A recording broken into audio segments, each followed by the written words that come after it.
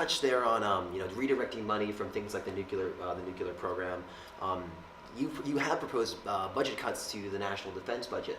Now, with the current international state being very toxic, let's say, very volatile right now, between the violence in Syria, escalating tensions with Russia, and the ever-growing threat of cybersecurity, with redirecting that money around, how do you plan to also keep America and our allies safe both home and abroad? Great. So first, it's important to remember our current policy is not keeping us safe. It's actually endangering us.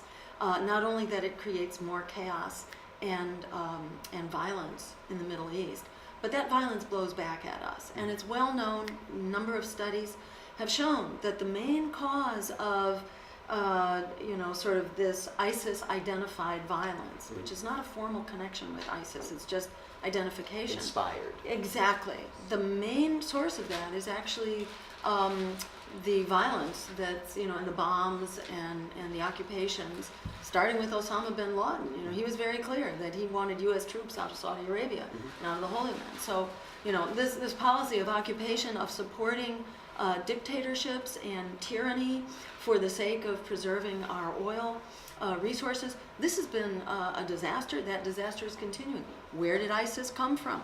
ISIS came from the chaos of Iraq and Libya.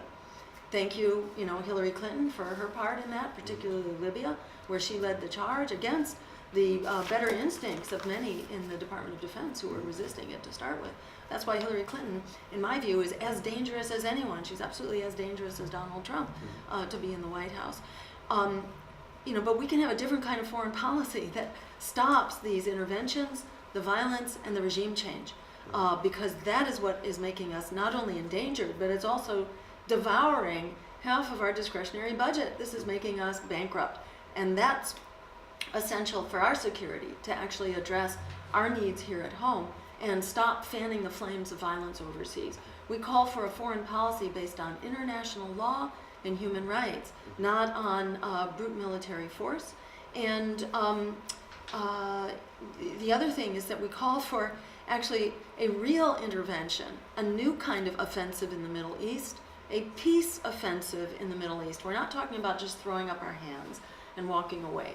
We're talking about having a principled intervention. So number one, we start with a weapons embargo to all parties, because right now our weapons are winding up in the hands of all parties, and we are the major supplier of weapons to the Middle East. And we need to engage others, not only our allies, but also the Russians as well, who are also paying a very devastating price right now, both for terrorism, as well as they cannot afford their military budget right now either. Their economy is in deep trouble.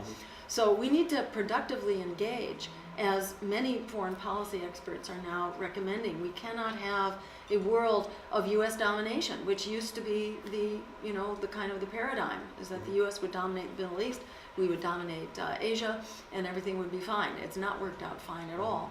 We need a collaborative way forward. We need a way based on principled negotiation and finding common ground. We need to establish a weapons embargo, and we also need to put a freeze on the bank accounts of those countries who continue to fund terrorist enterprises.